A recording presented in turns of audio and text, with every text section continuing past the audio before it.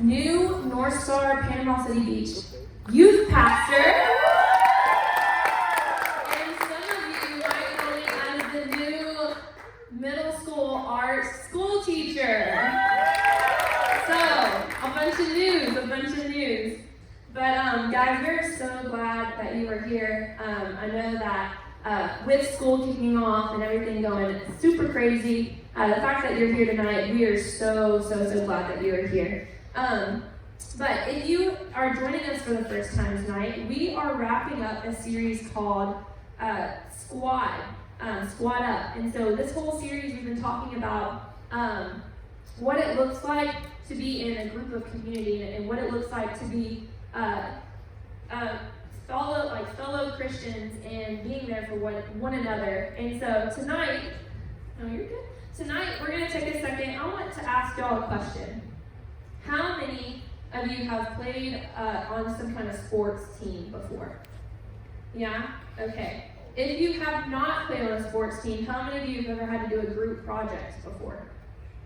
Yeah? Okay, wow, there's less group projects than there is sports. That's neat. What in that group setting, what was it that worked well? Like in a team, what makes a team good? I want to hear so somebody tell me what is it about a team that makes them good? Is it, for instance, communication, teamwork, yes. Leadership, yes. Give me a couple more. Trust, yes. What did you say? Practice, yes. Communication, that is a key, yes. One more. Or not, just kidding. Okay, so all of these things that you mentioned are very important to help a team become like a good team. You have to have communication. You have to have teamwork. You have to have trust, kindness, and encouragement. Those things are all important to make a good team. Now, I'm going to tell you, how many of you have ever heard of an escape room? How many of you have ever been to an escape room? Okay, so if you don't know what an escape room is, you literally pay somebody to lock you in a room for an hour and you can try to figure out how to get out. Who created this? I don't know, but I don't know if they're genius or weird. But I went a couple of weeks ago, but this was I've been before, but this was a completely new experience for me because I went with a group of people where I only knew 2 other people in the group. So I didn't really know anybody. There was a group of 8 and I only knew 2. So it was weird. The first 15, 20 minutes, we did not get anywhere. We had all of these clues and everybody was trying to just shake a wall and they're twisting things over here and nobody was really talking. They were all trying to figure out how to do it on their own, and you could tell. We were in there for 15 minutes and nothing had happened. And so at this specific place, you couldn't ask for a hint until after 15 minutes. So by that time, we're all okay, we have no clue. Obviously, because we weren't working together. But we asked for a clue, and instantly, it was a light bulb went off. And we all were it just clicked. So we had one person reading out the clue, the other person was punching in the numbers, and then the other person's connecting this little pose thing. So we're all working together, we're communicating, and it completely changed the direction that we were going. We went from going nowhere in a whole 15 minutes to we wrapped up in 40 minutes. We were done. We got out in 40 minutes. Record time, must I say. But yeah, we got out, and the whole point of that is it took the teamwork. You can't go to an escape room. I'm pretty sure you're not even allowed in without at least 4 people. You can't do those kind of things alone. And that's our walk. We can't do our walk alone. So, like I said, the last couple of weeks we've been talking about community and how God's vision for the church has always been for Jesus followers to function as a team. We are called to rely and trust each other and to communicate with each other. And so that's how we are intended to work. And so I won't lie to you. How many of you, I like to think of us as Jesus followers, not necessarily as a team, but honestly more as a family. How many of you have ever, like, in your family, how many of you have siblings? Majority, if not most of all of us. How many of you fought or have fought with your siblings? Yeah. But at the end of the day, they're still your siblings, right? We as believers, we're gonna fail. We're humans, okay? We're gonna have moments where we don't do what we're supposed to do, or we think negative thoughts about our fellow believers, or we do something wrong that hurts somebody else in our family, but they're family. And in the end, we need to come through for each other. So I want to take a moment and tell you a quick story.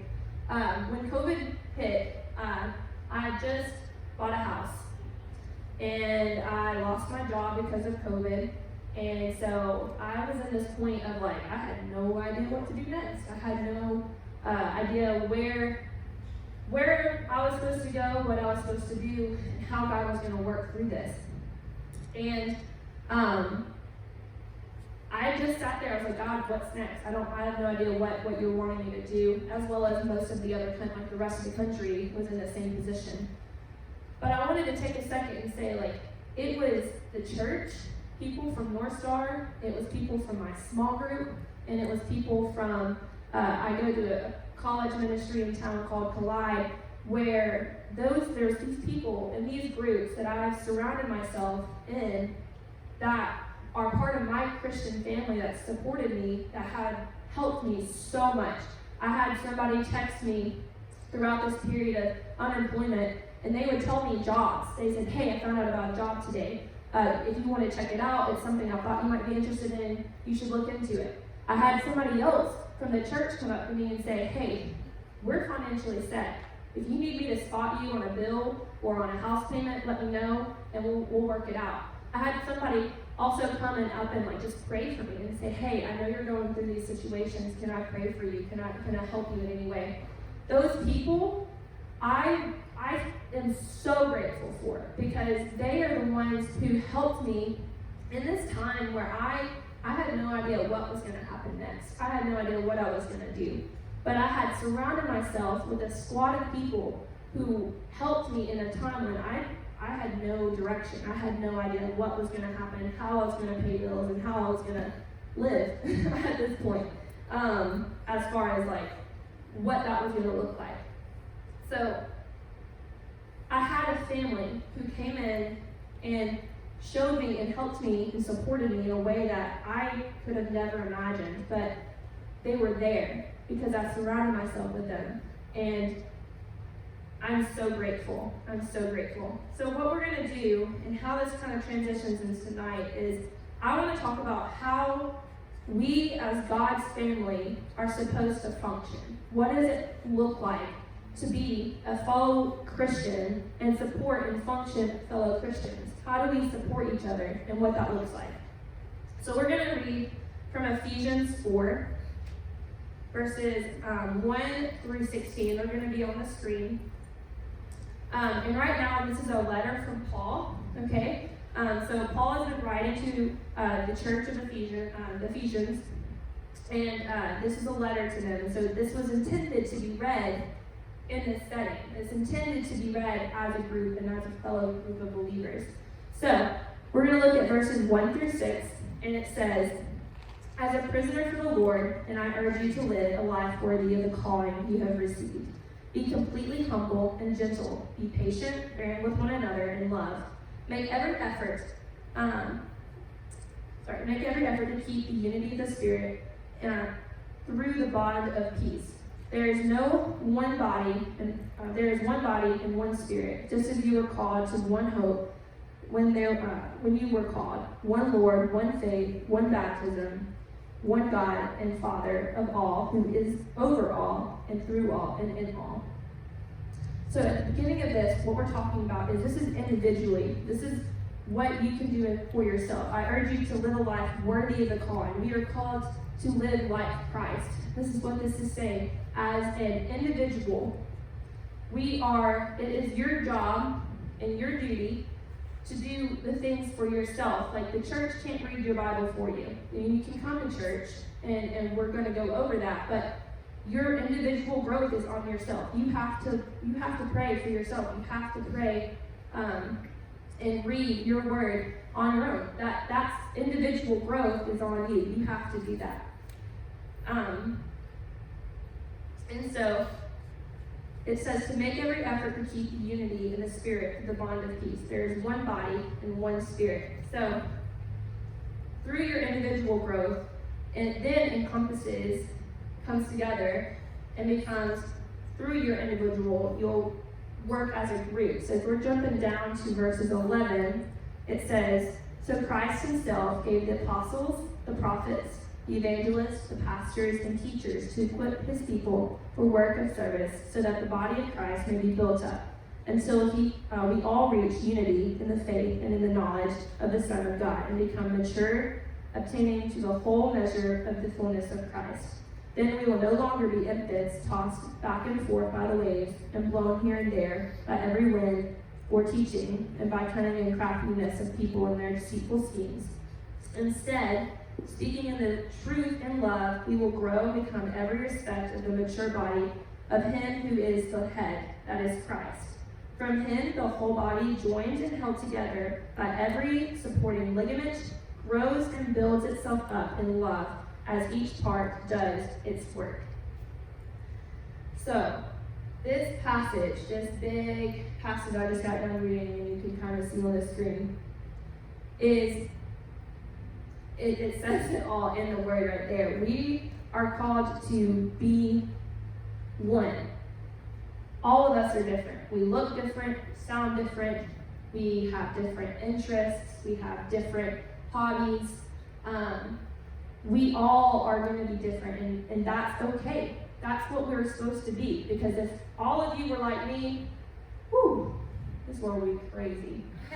All right? But you're not, and that's a good thing. We need different, because we think differently. Where I might have a good idea or think something's good, Renee might be like, "Girl, no, that's crazy." And I'm like, "Oh, yeah, you're right. That is crazy." You know, you never know. You have to have those people. At the beginning of this, it says, it talks about how Christ gave apostles, prophets, evangelists, pastors, and teachers. I want to take a second and talk about this.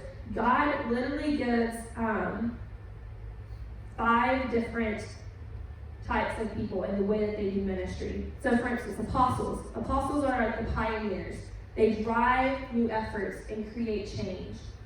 Prophets are present God's truth to others, especially when that truth is hard to hear. Evangelists spread the good news of Jesus wherever they go in really compelling ways. Then you have pastors who provide care, guidance, and comfort to others. And you have teachers that help others apply what God has said, and they're great at explaining difficult ideas.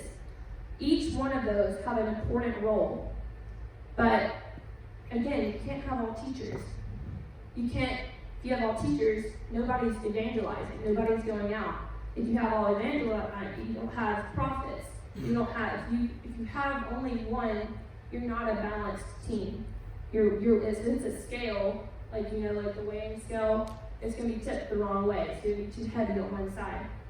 In God's family, none of us are going to be naturally gifted at all of these things. But that's okay. We're on a team.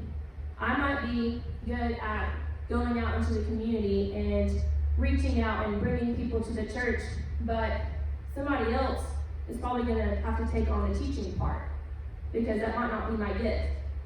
And so that's okay. That's what we're talking about. We have to come together and work together as a team so that we can reach others and so that we can grow ourselves. So I want to take a second and talk about how you can grow with your people around you. There are 4 different ways that you can grow in your group. So the first one is you have to be real with your squad, with your people, with your group. So these people that we surround ourselves with, these people that we are putting in our circles, they need to know, what's going on with you. You need to be real with them. You need to be able to come in and say, hey, I had the worst day at school today, and here's what happened, and here's why. Because if you can't be real with your friends, with the people who you're doing life with, then who are you being real? If you can't express and talk with someone, it's gonna eat away at you, and you're gonna have it's gonna just hurt you in the end. So you have to be real with your people, be honest. But also, as the receiving end, if somebody's being honest with you, you need to make that a place that they can trust. You have to be able to be somebody that's trustworthy, and so that they will, and they want to confide in you, knowing that that's not going to go anywhere. Secondly, we need to learn with your friends, with your squad. So taking time to talk and share and discuss. Maybe your small group is doing a devotion together, and you come up on something that you might disagree on. That's okay. Talk it out. Discuss it. Those are ways you grow. That's how you learn. That's how you build your walk, and how you grow from those kind of conversations. Asking questions is okay. You need to have a segment. You can do that. Third, you need to add to your squad. Add to your small group. This is an important one that I think gets kind of forgotten. When you get into a group of friends and you start making those inside jokes, which are all fun because we all love them, because you can make eye contact with your friend, you can say a certain word, and it's just hilarious. It's great. We love those moments. But there's moments when you need to be including. When somebody new walks in to those doors that you've never seen before, and they look like a deer in the headlight, that's your moment. That's your evangelism moment. Go and help them into your group. You gotta grow, because if you're not growing, then you're stagnant. And a place that's stagnant is not something where you want to be. Have you ever smelled stagnant water? It's gross. It stinks, and it just sits there it stinks. It's not a place that you want to be. We want to grow, we want to be moving. So we need to add to our group. The fact that there are people in the room right now hoping someone will invite them to be a part of their group. They're sitting here, maybe somebody tonight came in and they don't know anybody, but they're really wanting to be a part of something. That is your moment. We are all called. It's not just Justin's job. It's not our intern's job. It's not just my job, the leaders. It's all of our jobs. That's at school too. If you see somebody who's maybe off by themselves, or maybe they're new to the school or whatever, that's your moment. Take that moment. Don't miss it. And lastly, you want to stick with your squad. You want to stick with your group. This is sometimes a hard one too, because it's easy. It's easy to get busy in life, and maybe you didn't make a small group, and maybe you didn't make a second one, or maybe you're having a small group and people aren't coming anymore because they got busy. You need to reach out and check up on people.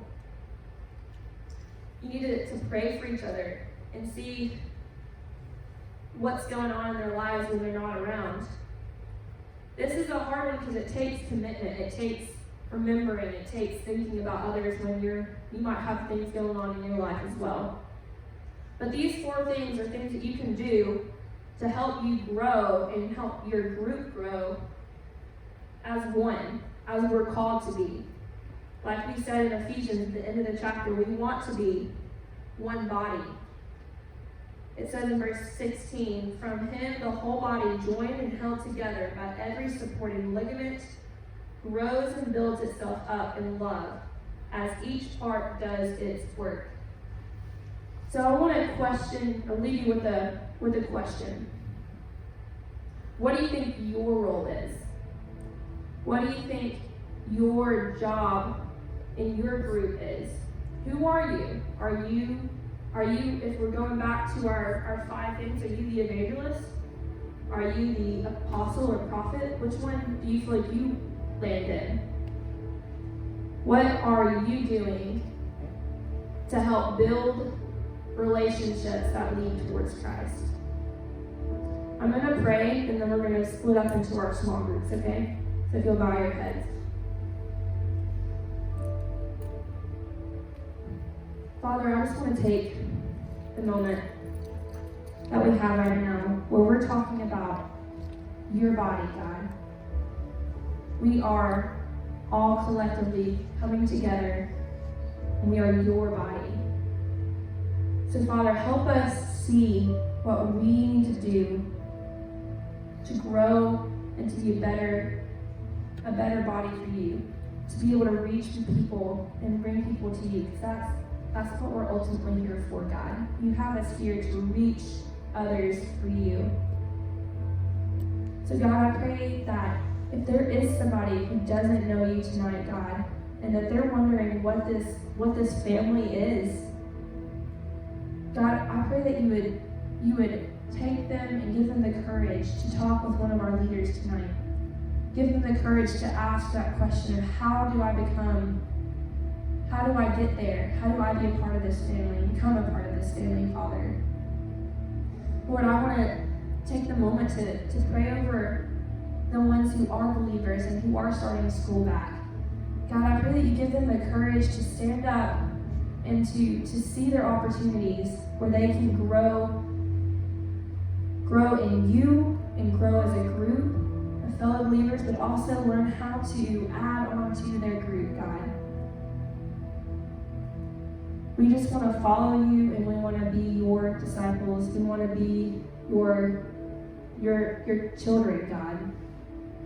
We thank you for tonight, and we thank you for the people who are here.